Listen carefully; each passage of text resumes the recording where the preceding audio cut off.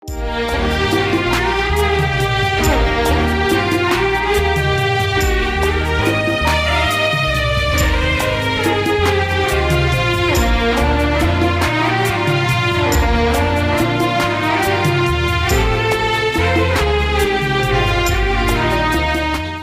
చాపి ఆయన్ని ముట్టారు, అంటే కౌగులించుకున్నాడు అనమాట. కౌగులించుకుని ఏమన్నాడు ఆయన? నాకు ఇష్టమే అన్నాడు. ఏమన్నాడు? నాకు ఇష్టమే అండి. యేసు ప్రభువుకి ఇష్టం లేనటువంటి వారు ఈ భూమి మీద ఎవరు లేరు, అందరూ ఇష్టమే. కాకపోతే ఏంటంటే కొంతమంది ఆయన మాట వింటారు, కొంతమంది వినరు. కొంతమంది లోబడతారు, కొంతమంది లోబడరు. కొంతమంది ఆయన నమ్ముకుంటారు, కొంతమంది నమ్ముకోరు. కానీ అందరంటే ఇష్టమే దేవునికి. అందరంటే దేవునికి ఇష్టమే. మనకు అందరంటే ఇష్టమేనా? అందరంటే ఇష్టం కాదు. ఎందుకు ఇష్టంగా చెప్పండి? మనం మనుషులం కాబట్టి ఇచ్చిపుచ్చుకునే విషయంలో, మాట్లాడుకునే విషయంలో, అలాగనే ఫ్రెండ్షిప్ విషయంలో, ఏదైనా వ్యాపారాల విషయంలో కొన్ని మనకి మనస్పర్ధలు అనేటువంటివి వస్తూ ఉంటాయి. అందుకనే మనకు అందరంటే ఇష్టం ఉండదు. కానీ దేవునికి అందరంటే ఇష్టం. దేవునికి స్తోత్రం, హల్లెలూయా. అందరంటే ఇష్టం. అందరంటే ఎంత ఘోర పాపినైనా ప్రేమతో క్షమించును. అర్థమవుతుంది మీకు? అంటే మనం అనుకుంటాం వాళ్ళు అలాంటి వాళ్ళు, వీళ్ళు ఇలాంటి వాళ్ళు అని చెప్పేసి అనుకుంటాం. కానీ అలాంటి వాళ్ళే దేవుడు ఎక్కువ ప్రేమిస్తాడు. ఎందుకని అంటే అలాంటి వాళ్ళని నమ్ముకుంటే కనుక వాళ్ళకి రక్షణ అనేటువంటిది కలుగుద్ది అన్నమాట. అలాంటి వారు నమ్ముకుంటే పాప క్షమాపణ అనేటువంటిది వారికి లభిస్తూ ఉన్నది. పాపముల నుండి విడుదల పొందుతారనమాట వాళ్ళు. అందుకనే పాపిని ప్రేమిస్తాడు కానీ పాపాన్ని మాత్రం ఆయన ప్రేమించడు. మనం అందరినీ ప్రేమించలేం, కొంతమందినే మనము ప్రేమిస్తూ ఉంటాం. అయితే యేసు ప్రభు వారు ఇక్కడ ఏం చేశాడు చెప్పండి? నాకు ఇష్టమే అన్నాడు. ఎవరంటేనే?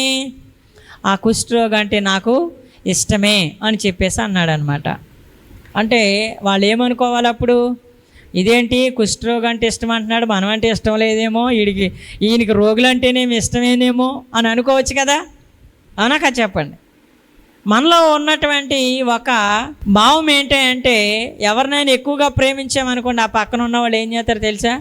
ఆడంటేనే ఇష్టం, ఆమంటేనే ఇష్టం, వాళ్ళకే పెడతారు, వాళ్ళనే చూస్తారు, మనల్ని చూడరు అని చెప్పేసి వీళ్ళు దూరం అయిపోతూ ఉంటారు. వీళ్ళన్నా ఇష్టమే, వీళ్ళన్నా ఇష్టమే, ఇష్టం లేదని చెప్పేసి వాళ్ళు అంటలేదు. కానీ సమయాన్ని బట్టి, సమయానుకూలతలను బట్టి, అవసరతలను బట్టి కొంతమందిని ఎక్కువగా ప్రేమిస్తూ ఉంటాం. ఏదైనా వాళ్ళకి ఎక్కువగా సహాయం చేస్తూ ఉంటాం. అంత మాత్రాన మిగిలిన వాళ్ళు ఇష్టం లేదని కాదు, అందరూ అంటే కూడా ఇష్టమే. అయితే వాళ్ళు ఏం చేస్తారంటే వాళ్ళంటేనే ఇష్టమని వీళ్ళు దూరం అయిపోతూ ఉంటారు. ప్రభునందు ప్రేమైనటువంటి వాళ్ళారా, ఇక్కడ చూడండి, నాకు ఇష్టమే అని చెప్పేసి యేసు ప్రభు వారు చెప్పారు. వాళ్ళందరూ కూడా ఆశ్చర్యపోయారు అనమాట. ఆయనతో ఉన్నటువంటి జనసమూహం అంతా కూడా ఆశ్చర్యపోయారు. ఆ తర్వాత ఏమన్నారు చూడండి, నీవు శుద్ధుడవు కమ్మని ఏమన్నాడు చెప్పండి? నీవు శుద్ధుడవు కమ్మని చెప్పగానే, శుద్ధుడవు కమ్మని చెప్పగానే అక్కడ ఏమైనా నీళ్ళు ఉన్నాయా కడుక్కోవడానికి? ఏం లేవుగా. అంటే ఏదైనా అంటుకుంటే మనం ఏం చేస్తాం? చేతులు కడుక్కుంటూ ఉంటాం. ఏదైనా తొక్కితే చేతులు కడుక్కుంటూ ఉంటాం. మాసిపోయిన బట్టల్ని నీళ్ళతో ఉతుక్కుంటూ ఉంటాం. లేకపోతే ఏదైనా వంట చేసుకోవాలంటే నీళ్ళు అవసరం అనమాట. అక్కడ నీళ్ళు లేవు, మరి ఆయన కడుక్కోమంటున్నాడేంటి? నువ్వు శుద్ధుడవు కమ్మ అంటున్నాడేంటి? శుద్ధుడవు కమ్మ అంటే కడుక్కోవాలి కదా, బట్టలు ఉతుక్కోవాలి. శరీరం అంతటినీ కూడా ఏం చేయాలి? నీళ్లతోటి స్నానం ద్వారా కడుక్కోవాలి. అవునా కదా? ప్రభునందు ప్రియా దేవుని బిడ్డలారా, ఈ మాటకి అర్థం ఏమిటాయంటే అక్కడ చూడండి, నువ్వు శుద్ధుడవు కమ్మని చెప్పగా అంటే నీ రోగము నుండి నువ్వు విడుదల పొంది ఉన్నావని అర్థం అన్నమాట. నువ్వు శుద్ధుడవు కమ్ము అనగానే ఏమిటి అర్థం దానికి? నీ రోగము నుండి నీవు విడుదల పొంది ఉన్నావు అని అర్థం అన్నమాట. ప్రభునందు ప్రేమైనటువంటి వాళ్ళారా, నిజంగా నువ్వు శుద్ధుడవు కమ్ము అనేటువంటి మాట ఎంత ఉన్నతమైనటువంటిదో తెలుసా? పేతురు యోహానులు ఒకసారి దేవాలయానికి వెళుతూ ఉన్నారు, శృంగారం అనే దేవాలయానికి వెళుతూ ఉన్నారు. ఒక పుట్టి కుంటివాడు ఆ దేవాలయం దగ్గరికి ప్రతిరోజు కూడా, అంటే ఆ దేవాలయం దగ్గరికి తీసుకొని వస్తున్నారు, అక్కడ కూర్చోబెడుతున్నారు. ఎందుకని చెప్పండి? కాళ్ళు చేతులు ఉన్నవాడైతే పనికి వెళ్ళి 4 రూపాయలు సంపాదించుకుంటాడు, కావాల్సినవి కొనుక్కుంటాడు, భార్య బిడ్డలు పెంచుకుంటాడు. అవునా కదా? మరి కాళ్ళు చేతులు లేనివాడు ఎలా బ్రతకాలి? ఏ గుళ్ళు దగ్గర, లేకపోతే యాత్రా స్థలాల దగ్గర, లేకపోతే ఇంకెక్కడైనా ఏదైనా కార్యక్రమాలు జరుగుతూ ఉన్నప్పుడు అలాంటి ప్రదేశాలకు వెళ్ళి అడుక్కుంటే వాళ్ళకి ఎంతో కొంత ధర్మం అనేటువంటిది చేస్తూ ఉంటారనమాట. ఆ రీతిగా వాళ్ళు పోషించబడతా ఉంటారు. అవునా కదా? అంటే నీ కాళ్ళు చేతులు ఉన్నాయి కాబట్టి నువ్వు కష్టపడుకోగలవు. కాళ్ళు చేతులు లేనటువంటి వాళ్ళు ఏం చేస్తారు? ఇతరుల మీద ఆధారపడుతూ ఉంటారనమాట. ప్రభునందు ప్రేమైనటువంటి వాళ్ళారా, జాగ్రత్తగా వినండి. ఈ కుంటివాడు ఇతరుల మీద ఆధారపడ్డాడు కాబట్టి, అంటే చర్చికి వచ్చే వాళ్ళని వెళ్ళే వాళ్ళని భిక్షం అడుక్కుంటున్నాడు కాబట్టి వాళ్ళు ఏమన్నారు తెలుసా? మా దగ్గర వెండి బంగారాలు ఏమీ లేవు. అంటే ఒకవేళ వెండి బంగారాలు ఇస్తే కొద్ది రోజులు మాత్రము నీవు ఖర్చు పెట్టుకుని తింటావు, తర్వాత మరలా నీకు అవసరమా కాదా? అప్పుడు అడుక్కోవడం మానేస్తావా? కొంత ధనము లేదా కొంత డబ్బులు ఇస్తే అడుక్కోవడం మానేస్తావా? మానవు కదా. ఎప్పుడు మానేస్తావు? నీ అవిటితనం పోయినప్పుడు మానేస్తావు. నువ్వు నీ కాళ్ళ మీద నువ్వు నిలబడినప్పుడు మాత్రమే నువ్వు అడుక్కోవడం మానేస్తావు. కాబట్టి పేతురు ఆహాన్లు ఏమన్నారు తెలుసా? మా దగ్గర వెండి బంగారాలు ఏమీ లేవు, మాకు కలిగిందే మీకు ఇస్తున్నాం అని ఏమన్నారు? నజరేయుడైన యేసు నామములో లే అన్నారు. అంతే. వెంటనే ఆ పుట్టుకుంటూ వాడు ఏం చేశాడు చెప్పండి? దిగ్గున లేచి నిలబడ్డాడు. అంటే ఏ నరాలైతే చచ్చుబడిపోయినాయో, ఏ ఎముకలైతే ఇప్పుడు దాకా నిలబడడానికి సహకరించలేదో, అలాంటి అవిటితనం అంతా కూడా ఒక మాటలో ఏమైపోయింది? పోయింది. దేవునికి స్తోత్రం. అంటే నజరేయుడైన యేసు నామముని ఉచ్చరించడం ద్వారా అతనికి అలాంటి గొప్ప స్వస్థత అనేటువంటిది వచ్చింది. అంటే ఆయన మాట మాత్రం సెలవిస్తే చాలంట, చచ్చిపోయినటువంటి వాళ్ళు కూడా లేచిపోతారంట. అందుకని ఆయన ఇక్కడ ఏమన్నాడు? ఇక్కడ చూడండి, నీవు శుద్ధుడవు కమ్మని చెప్పగా, చూసారా? నీవు శుద్ధుడవు కమ్మని చెప్పగానే ఏమైంది? వెంటనే తక్షణమే వాని కుష్ఠరోగము శుద్ధి ఆయను. అంటే మామూలు శరీరం అయిపోయింది. మన శరీరం ఎలాగైతే ఉందో చక్కగా, అలాగనే అందరిలాగానే తన శరీరము ఏమైపోయింది? బాగైపోయింది. ప్రభునందు ప్రేమైనటువంటి వాళ్ళారా, తనకు వచ్చినటువంటి ఆ భయంకరమైనటువంటి బలహీనతను బట్టి ఎంత శ్రమ అనుభవించాడు. ఊరికి దూరంగా ఉన్నాడు, భార్య బిడ్డలకు దూరంగా ఉన్నాడు, సయాలకి సంబరాలకి దూరంగా ఉన్నాడు, ఎవరో కూడా తను పట్టించుకోవట్లేదు. అలాంటి గొప్ప భయంకరమైనటువంటి స్థితి నుంచి దేవుడు తను ఏం చేశాడు? విడిపించి మరలా మరి జనాలతో కలిసి జీవించేటట్లుగా, జనాలతో కలిసి సుఖ సంతోషాలు అన్నీ కూడా అనుభవించేటట్లుగా ఓ గొప్ప ధన్యతని దేవుడు ఆ వ్యక్తికి ఇచ్చాడు. దేవునికి స్తోత్రం. హల్లెలూయా, హల్లెలూయా. ఎస్, ప్రభునందు ప్రేమైనటువంటి వాళ్ళారా, నీవు శుద్ధుడవు కమ్మనగానే ఏమయ్యాడు చెప్పండి? తక్షణమే వాని కుష్ఠరోగము శుద్ధి ఆయను. వెంటనే అతనికి స్వస్థ వచ్చేసింది. కుష్ఠరోగం మామూలు మనిషి అయిపోయాడు. అమ్మా, వంగిపోయినటువంటి ఏళ్ళు, కాళ్ళు, అమ్మా, శరీరం మీద ఉన్నటువంటి మచ్చలు, డాగులు, కురుపులు అన్నీ కూడా బాగైపోయినాయి. మంచి శరీరం వచ్చేసింది. ఎంత ఆనందం అతనికి! ఆనందమా కాదా? రోగం తగ్గిపోతే మీకు ఆనందమా కాదా? చెప్పరేటి? రోగం తగ్గిపోతే మనకు ఆనందం, అవునా కదా? ఎందుకనంటే మన కుంటుపడ్డానికి ప్రధానమైన కారణము రోగం. మన కుంటుపడ్డానికి ప్రధానమైన కారణం ఏంటి చెప్పండి? రోగం. రోగం వస్తే మనకి సమాధానం ఉండదు, మనకు ఉన్నటువంటి డబ్బులన్నీ కూడా ఖర్చు అయిపోతాయి. ఎప్పుడైతే రోగం తగ్గిందో ఆ మనిషికి ఎంత సంతోషం అంటే అంత సంతోషం. కాబట్టి ఇతనికి చాలా సంతోషం అనేటువంటిది కలిగిందనమాట. అంటే అతను అనుకున్నాడు, నేను కూడా వీళ్ళతో కలిసి తిరగొచ్చు, వీళ్ళతో కూడా అన్ని అకేషన్స్కి వెళ్ళొచ్చు అని చెప్పేసి తనకే చాలా సంతోషమైంది. తర్వాత అక్కడ యేసయ్య అంటున్నాడు, ఏమంటున్నాడు చూడండి, అప్పుడు యేసు చూడండి అక్కడ, అప్పుడు యేసు ఎవరితోనూ ఏమీ చెప్పకు సుమీ అని చెప్పేసి అంటున్నాడు. ప్రభునందు ప్రియ దేవుని బిడ్డలారా, మానవుని యొక్క నైజం ఏమిటాయంటే చెప్పొద్దంటేనేమో చెప్తారంట, చెప్పమంటేనేమో చెప్పరంట.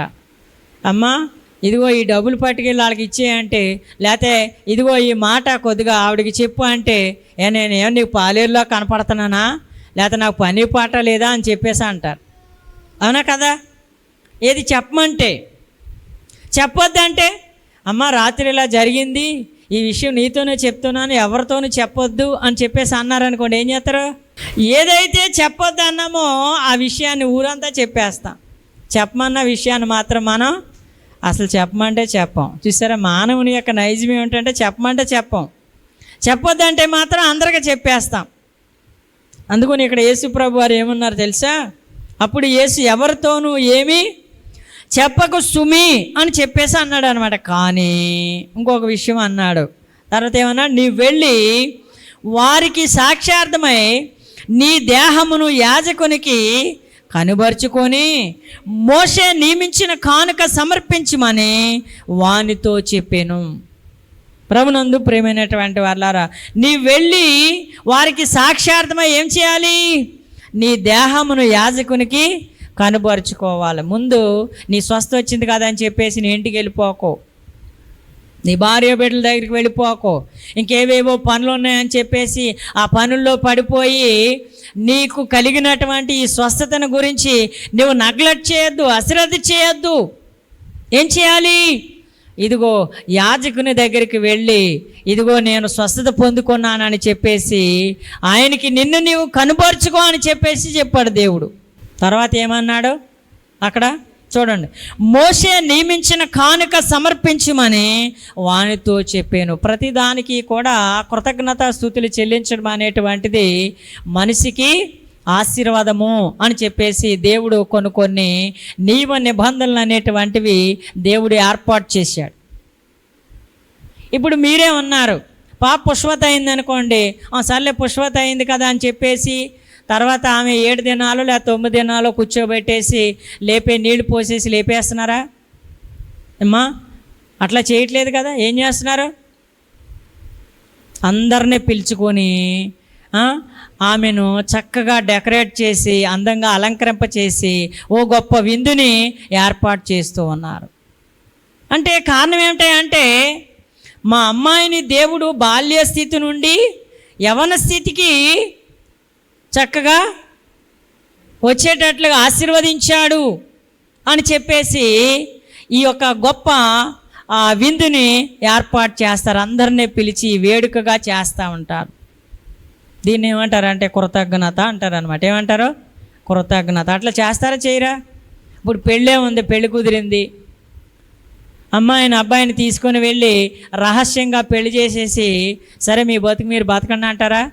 ఏం చేస్తారు? పెళ్ళి అంటే మన జీవితంలో ఒకసారి జరిగేదే బాబు, అప్పో చేసాయని ఏం చేయాలి? మనము గ్రాండ్గా ఘనముగా ఈ వివాహం చేయాలని చెప్పేసి ఏం చేస్తారు? ఉన్నా లేకపోయినా బంధువులందరినీ పిలుచుకొని, స్నేహితులందరినీ పిలుచుకొని, ఇరుగు పొరుగు వారిని అందరినీ పిలుచుకొని ఎంతో ఘనముగా వివాహాన్ని చేస్తారు. అంటే ప్రభునందు ప్రియమైనటువంటి వాళ్ళారా, మానవుడు ఇలాంటి చక్కటి సంతోషకరమైనటువంటి వేడుకలు ఏవైతే ఉన్నాయో అవి చేసుకోవడం అనేటువంటిది మనిషికి ఆశీర్వాదం అన్నమాట. ఇది ఖర్చు అని అనుకుంటే ఏది చేయలేము మనం. ఖర్చు అనుకుంటే ఏదైనా చేయగలమా? ఇది ఖర్చు అది ఖర్చు అని అనుకుంటే ఏది చేయలేం. ఖర్చులోనే ఆనందం ఉంది. ఏముంది? ఖర్చులోనే ఆనందం ఉన్నది. చూసినట్లయితే ఆ ఖర్చు పెట్టిన తర్వాత చాలామంది అంటారు, అమ్మా ఇంత గొప్పగా ఎంత గొప్పగా చేసావమ్మా, ఎవరో చేయలేదమ్మా, నువ్వు చేసినట్టు అసలు ఎందుకు చేయరు? చేస్తారు.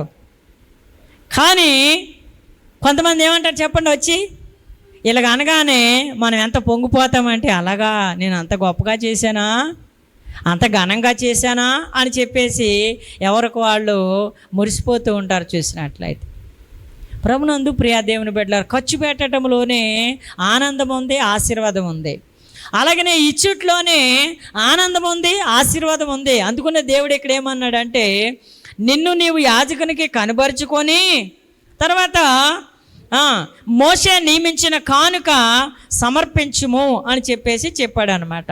అంటే నీ కలిగిన రోగాన్ని బట్టి మరి నువ్వు కానుక సమర్పించు అని చెప్పేసి అన్నాడు అనమాట. అంటే కృతజ్ఞత. దేవునికి కానుక ఇవ్వడం అంటే ఏంటి చెప్పండి? కృతజ్ఞత చెల్లించడం అన్నమాట. కృతజ్ఞత స్తుతులు అర్పించడం కానుక ఇవ్వడం అంటే. అందుకనే మన మెర్సీకి బాబు పుట్టినప్పుడు ఏం చేసింది? పుట్టగానే చక్కగా మరి 3వ నెల వచ్చిన తర్వాత ఏం చేసింది? ఒక గ్రాండ్ సెలబ్రేషను, పెద్ద కృతజ్ఞత కూటమి ఏర్పాటు చేసుకొని అందరికీ భోజన ఏర్పాట్లు చేసింది. అలాగనే కొంతమందికి నూతన వస్త్రాలు ఇచ్చి దేవుణ్ణి మహిమపరిచింది. ఆమె అనుకుని ఉండొచ్చు, ఎందుకు 50,000 ఖర్చు పెడితే ఏమొస్తుంది, ఈ 50,000 పిల్లోడి పేరు వేసుకుంటే 50కి 50 అవుతాయి, 1,00,000 అవుతుంది, 1,00,000 2 లక్షలు అవుతాయి అని అనుకోవచ్చు కదా. అట్లా అనుకుంటే దేవునికి కృతజ్ఞతాస్తుతులు చెల్లించినట్లు కాదు. అలా అనుకోకుండా ఏం చేసింది? ఖర్చు పెట్టాలి, నా దగ్గర లేకపోయినా కానీ నేను అప్పు చేసైనా ఖర్చు పెట్టాలి, దేవుడికి కృతజ్ఞతాస్తుతులు చెల్లించాలని చెప్పేసి ఒక ఘనమైనటువంటి కూడికని ఏర్పాటు చేసుకొని భోజనాలు పెట్టి అందరికీ బట్టలు ఇచ్చి దేవుని నామాన్ని మహింపరిచింది. అంటే ప్రభునందు ప్రియా దేవుని బిడ్డలారా, మనం ఖర్చు పెట్టడంలో ఇచ్చుట్లో ఉన్నటువంటి ఆనందము మరి దేనిలో కూడా లేదని చెప్పేసి మనందరికీ తెలుసు. అయితే కొన్నిసార్లు ఏం చేస్తూ ఉంటామంటే మనం బిగబడుతూ ఉంటాం. ఏం చేస్తూ ఉంటాము? బిగబడుతూ ఉంటాం అన్నమాట. చేయవలసి వచ్చినప్పుడు చేయము, చేయకున్నటువంటి సమయాల్లో మనం చేస్తూ ఉంటాం. అట్లా కాకుండా సమయం వచ్చినప్పుడు మనం ఏం చేయాలి? ఆ పనిని చేసి దేవుని నామాన్ని మహిమపరచాలి. అంతే తప్పించి ఉన్నప్పుడు చేద్దాంలే అని అనుకుంటే మనం ఎప్పటికీ చేయలేం. అవునా కదా? ఉన్నప్పుడు చేద్దాంలే అనుకుంటే చేయగలమా? చేయలేం. ప్రభునందు ప్రేమైనటువంటి వాళ్ళారా. కాబట్టి ఎప్పుడప్పుడే దేవునికి మనం కృతజ్ఞతాస్తుతులు చెల్లించాలి. అందుకని ఇక్కడ ఇతను ఏం చేశాడు చెప్పండి? వెళ్ళి యాజకునికి కనుపరుచుకొని మోషే నియమించిన కానుక ఏం చేశాడు? అతడు సమర్పించి దేవుని నామాన్ని మహిమపరిచాడు. అంటే ప్రభునందు ప్రేమైనటువంటి వాళ్ళారా, దేవుడు చేసినటువంటి మేలుకి మనం ఎంత ఇచ్చినా కానీ తక్కువే. కానీ మనం ఏం చేయాలి? మనకి కలిగినంత, మనం ఇవ్వగలిగినంత దేవునికి ఇచ్చి దేవుని నామాన్ని మనము మహిమపరచాలని మరి దేవుడు తెలియచేస్తూ ఉన్నాడు. ప్రభునందు ప్రేమైనటువంటి వాళ్ళారా, దేవుడు చేసినటువంటి మేలులు ఈ లోకంలో ఎవరో కూడా చేయలేరు. అందుకని యెషయా గ్రంథంలో మనకి 53వ అధ్యాయంలో రాయబడుతుంది, ఆయన పొందిన దెబ్బల చేత మనకు స్వస్థ వచ్చిందంట. ఆయన పొందిన దెబ్బల చేత మనకు స్వస్థ వచ్చిందంట. అంటే ఆయన వలననే ఏదైనా మనకి సాధ్యం. అంతే తప్పించి మనం ఎన్ని హాస్పిటల్ తిరిగినా, లేకపోతే ఎంతమంది దగ్గరికి వెళ్ళి మరి మనం ఆ నాటు మందులు వాడినా, లేకపోతే హోమియోపతి, అల్లోపతి ఏది వాడినా కానీ ప్రయోజనం ఉండదు. ఆయన తలుచుకుంటే గనక నిమిషంలో నిన్ను బాగు చేయగలడు. నిమిషంలో నీ పట్ల అద్భుత కార్యములు జరిగించగలడు. అందుకనే యెహోషువ అంటున్నాడు, ప్రభునందు ప్రియమైనటువంటి వాళ్ళారా, మోషే చనిపోయిన తర్వాత యెహోషువ అనే దేవుడు నాయకుడిగా ఏర్పాటు చేసుకున్నాడు. మనందరికీ కూడా తెలుసు.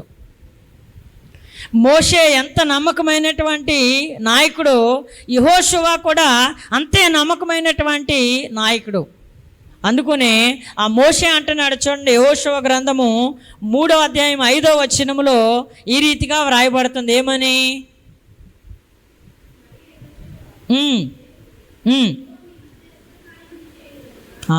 ప్రభునందు ప్రేమైనటువంటి వాళ్ళరా గమనించండి, అక్కడ ఏం రాయబడుతుందంటే మరియు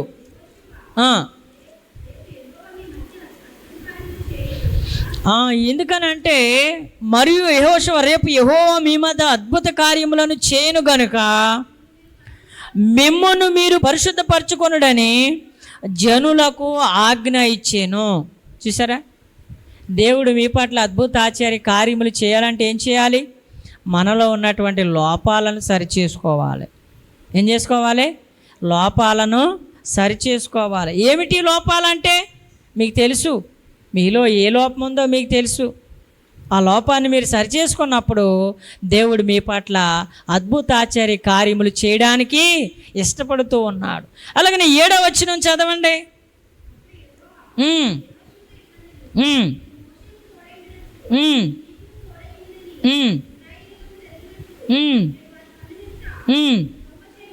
చూసారా, అనేక మంది జనులు ఎదుట నిన్నేం చేస్తానంటున్నాడు? గొప్ప చేస్తానంటున్నాడు. చూసినట్లయితే మిమ్మల్ని మీరు పరిశుద్ధపరచుకోవాలంటే మీరు ఏవైతే లోపాలు కలిగి ఉన్నారో ఆ లోపాలను ఏం చేయాలి? సరిచేసుకోవాలి. సరిచేసుకున్నప్పుడు దేవుడు మీ పట్ల అద్భుత ఆశ్చర్య కార్యములు చేయడానికి అవకాశం ఉంది. ఎప్పుడైతే మనం సరిచేసుకుంటామో అప్పుడే ఆ అద్భుత కార్యం జరుగుద్ది. మనం సరిచేసుకోకపోతే గనక మన పట్ల జరగవలసిన కార్యాలు ఇంకేమవుతాయి చెప్పండి? ఆలస్యం అవుతాయి అన్నమాట. జరుగుతాయి కానీ ఆలస్యం అవుతాయి.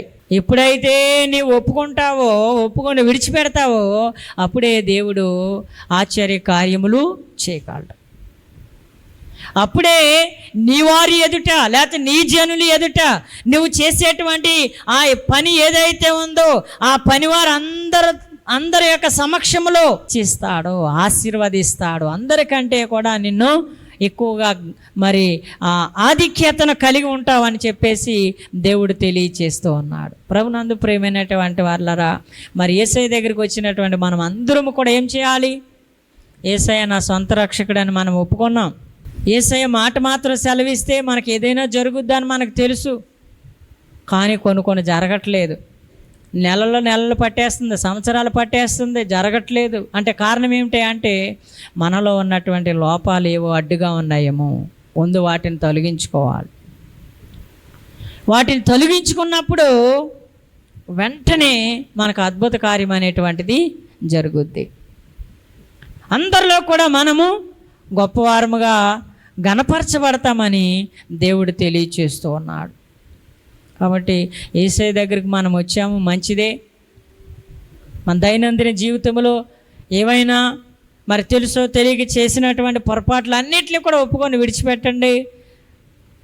దేవుడు ఏవైతే మీ పట్ల జరగవలసి ఉందో వాటన్నిటిని కూడా జరిగిస్తాడు.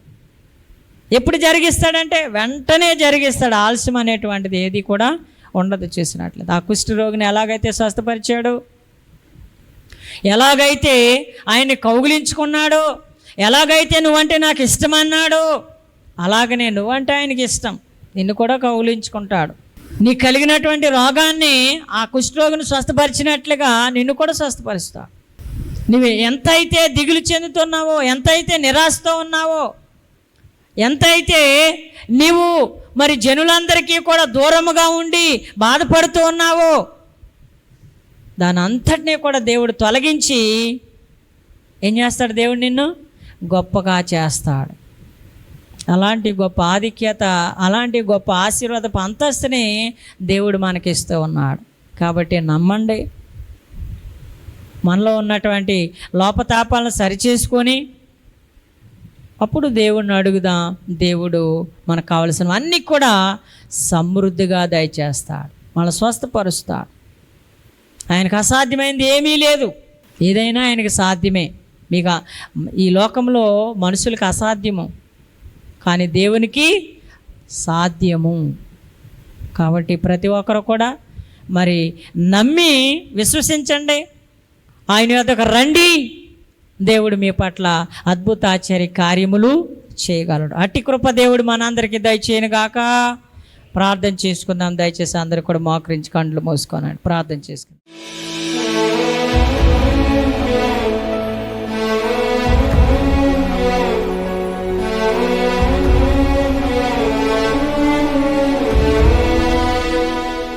మిక్కిలిగా ప్రేమిస్తున్న మా ప్రియ పరలోకపు తండ్రి, మీకు వందనములు, స్తుతులు, స్తోత్రాలు. ఇంతవరకు మత్తయి సువార్త 8వ అధ్యాయం 1 నుంచి ప్రభువా 3-4 వచనాల్లో నా తండ్రి మీరు పొందుపరిచినటువంటి స్వస్థతను గురించి మేము సవివరముగా తెలుసుకోవడానికి మీరు చూపిన కృపను బట్టి వందనములు.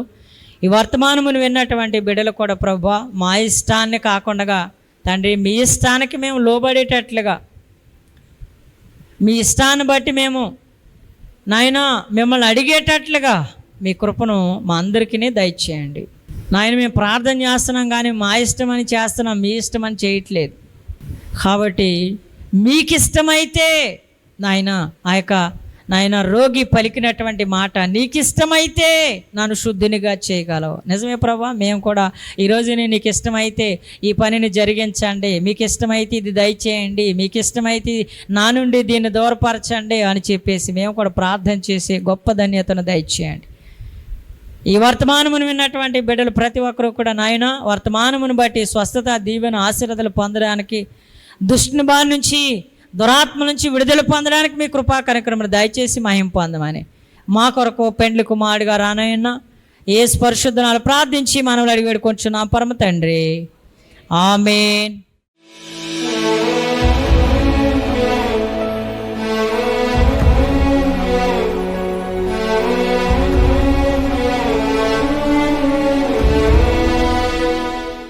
ముందుగా ప్రభునామానికి వందనాలండి. అలాగే ఆత్మీయ తండ్రి గారికి, తల్లి గారికి, కూడి వచ్చిన సంఘ బిడ్డలకు కూడా నిండు వందన మరణాతలు. మరి దేవుడు మరి గడిచిన దినంలో మరి నేనైతే ఒక తాపం వేస్తున్నానండి. మరి ఒకప్పుడు నేను ఒకరి దగ్గర చేసేవాడిని, ఈరోజు అనేక మందికి పని చెప్పడానికి దేవుడు కృప చూపించాడు. మరి ఇది దేవుడు ఇచ్చిన స్థానమే. ఒకప్పుడు ఒకరి దగ్గర పని చేయడం అంటే, ఒక 10 మందికి పని చెప్పడం అంటే అదొక స్థాయి. మరి దేవుని వాక్యం తెలియపరుస్తుంది, అంచెలంచెలుగా ఆశీర్వదించబడతారని. మరి అటు రీతిగా ఆయన సన్నిధిలో ఉన్నప్పుడు, విశ్వసించినప్పుడు దేవుడు ఎంతగానో నన్ను ఆశీర్వదిస్తున్నాడండి. మరి అటు రీతిగా తాపి పని చేస్తున్నప్పుడు మరి నేనైతే ఒక 20 రోజుల క్రితం అయితే ఎంతో మరి ఐరన్ ఓస ఉంచేటప్పుడు లివర్ వచ్చి హార్ట్ మీద తగిలిందండి. మరి 10 రోజులు నెగ్లెక్ట్ చేసి తిరుగుతూ ఉన్నాను, మరి దగ్గుతూ ఉన్నాను, మరి ఊపిరి పీల్చుకుంటూ ఉన్నాను, మరి తుమ్ముతున్నాను. చాలా నొప్పిగా ఉండేది, పెయిన్గా ఉండేది. మరి మెడిసిన్స్ కూడా వాడానండి. మరి ఎప్పుడు కూడా నేను మెడిసిన్స్ మీద ఆధారపడలేదు, దేవుని ప్రార్థన మీద ఆధారపడ్డాను. మెడిసిన్స్ కూడా వాడాను, అయినప్పటికీ కూడా సమాధానం లేదు. ఎంతో నిజంగా బాధపడేవాడిని, ఎంతో బలహీనత, దొగ్గినప్పుడు తుమ్మినప్పుడు కూడా మరి దేవుడు ఎంతో కృప చూపించాడు. ఆ సమయంలో మరి ఆత్మీయ తండ్రి గారిని జ్ఞాపకం చేసుకుని మరి ఫోన్ చేసి రమ్మన్నప్పుడు ఆత్మీయ తండ్రి గారు మరి వచ్చి గృహాన్ని దర్శించినప్పుడు మరి దేవుడు ఎంతో మరి ఆయన శిరస్సు పైన మరి చేయి వేసి ప్రార్థించినప్పుడు మరి ఆయనకి ఇచ్చిన స్వస్థత వరాన్ని బట్టి దేవుడు నన్ను ఎంతో స్వస్థపరిచాడండి. మరి అటు రీతిగా మరి ఆయన ప్రార్థించాడు, యేసు నామములో ఆ నొప్పి లయమైపోలే ప్రభు అని ఆయన ప్రార్థించినప్పుడు ఆ నొప్పి, ఆ బలహీనత అంతా కూడా యేసు నామములో లయమైపోయిందండి. మరి ఈ రోజు ఇట్టి రీతిగా గొప్ప సాక్షిగా నిలబడడానికి దేవుడు ఎంతో కృప చూపించాడు. ఈ కొద్ది సాక్ష్యం దేవుడు దీవించును గాక. ఆమేన్.